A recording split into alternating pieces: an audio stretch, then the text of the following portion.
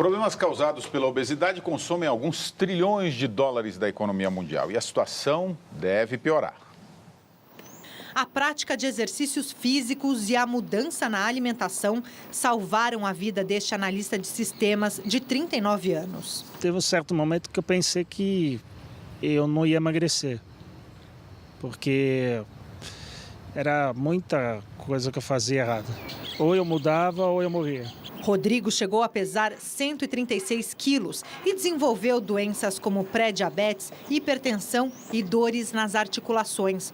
O bolso também sofreu. Em 3 anos, gastou R$9 mil com médicos, tratamentos e remédios. A conta não é cara apenas para o Rodrigo. A obesidade custa hoje ao mundo 2 trilhões de dólares. Um gasto que deve aumentar, já que a previsão para o ano que vem é que metade da população mundial esteja acima do peso.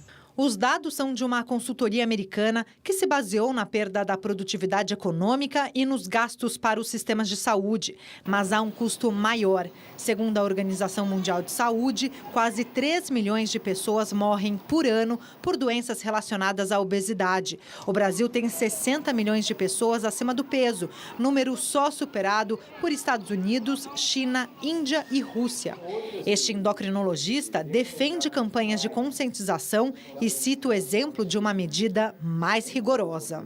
A projeção em 2030 é a saída do Japão desses top 10 países com mais diabetes. Por quê? Empresas grandes recebem penalidade e multas se passar uma percentagem que é admissível de pacientes que têm esse índice de massa corpórea aumentada. Saldiva, a evolução, né, do homem trouxe a produção aí de alimentos artificiais. Agora, o nosso organismo ele é o mesmo de 2.000 anos atrás, né? O nosso organismo processa essas substâncias. Esse é o grande problema da obesidade? O problema da obesidade é muito mais do que comida. Veja, para algumas populações, absorver que nem uma esponja, né, era vantajoso nos períodos de carestia. Deixou de ser na hora que o problema de carência alimentar passou a ser um não problema. A segunda coisa é que se você andar num supermercado hoje, na altura do que uma criança enxerga, você vai ver que existe um monte de porcaria associado com uma recompensa que a criança enxerga e quer o brinquedo, e para isso ela precisa comer açúcar, gordura ou sal. Esse problema, ele significa que existe um botão que desliga para de comer. Isso funciona no hipotálamo.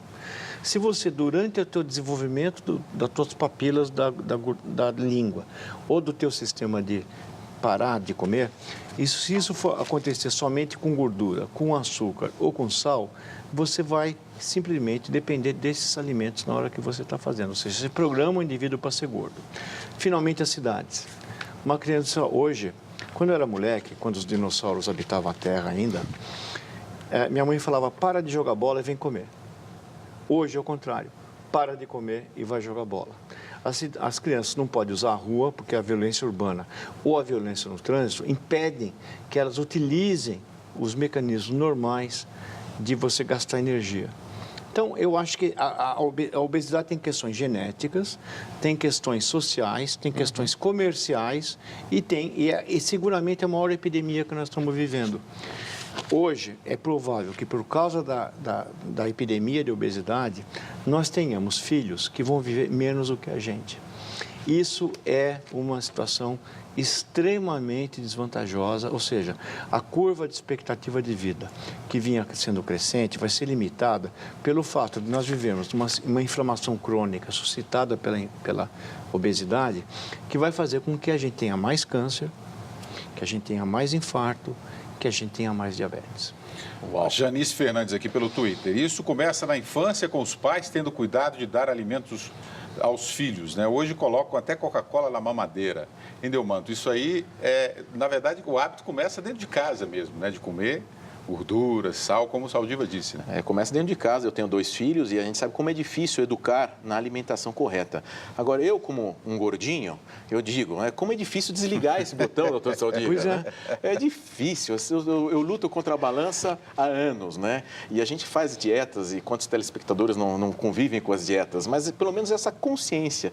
Agora, é realmente assustador imaginar que mesmo tendo antibióticos de primeira geração, é capaz de no futuro os nossos filhos viverem menos do que nós. Essa é a projeção para o mundo.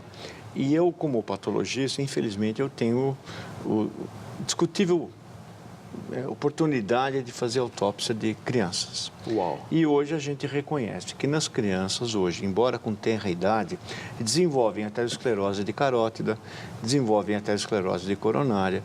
Ou seja, nós estamos dando para as crianças, aliás, hoje, em crianças e adolescentes, o diabetes do tipo 2, que era do adulto, que nós íamos ter com 40, 50 anos, passou a ser mais frequente que o diabetes do tipo 1, que é o autoimune.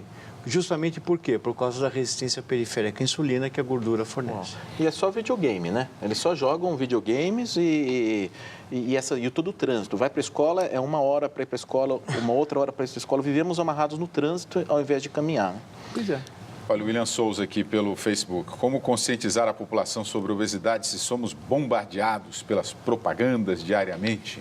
Eu não tenho dúvida que a obesidade, uma parte dela é induzida por fenômenos culturais e de marketing, assim como o alcoolismo, que a gente nunca discute, mas hoje, um adolescente, para entrar na fase adulta, ele abre uma lata e aparece um monte de gente fascinante, né? Umas mulheres estonteantes, homens de abdômen tanquinho.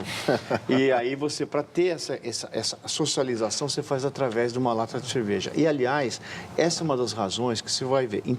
Hoje eu vim para cá, passei por uma série de universidades que estão, hoje é sexta-feira à noite, e o que você vê é um monte de gente bebendo desbragadamente. E a gente não consegue ter até por razões comerciais, pelo próprio fato de você ter uma grande parte da verba publicitária dos meios de comunicação dependentes desse sistema, a gente não consegue ter. Então, a gente exige o quê?